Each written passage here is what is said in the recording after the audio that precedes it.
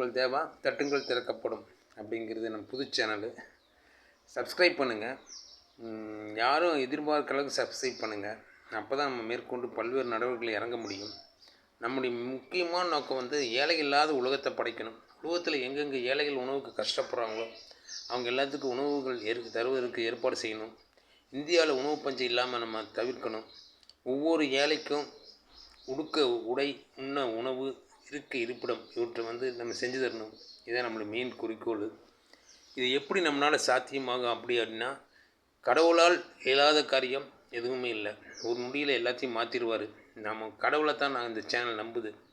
கடவுள் வழிகாட்டல் இல்லாமல் நம்ம எதையுமே செய்ய முடியாது. நிச்சயமாக நான் இறக்குறக்குள்ள நிச்சயமாக ஏழைகளா உலகத்தை படைப்பேன். இது வெறும் வார்த்தை இல்லை. நம்ம சேனலில் ஏழைகளுக்கு உதவி செய்கிறது வர போட்டுக்கொண்டே இருப்போம். அதை பார்க்கும்போது உங்களுக்கு அதில் ஒரு நம்பிக்கை வரும்.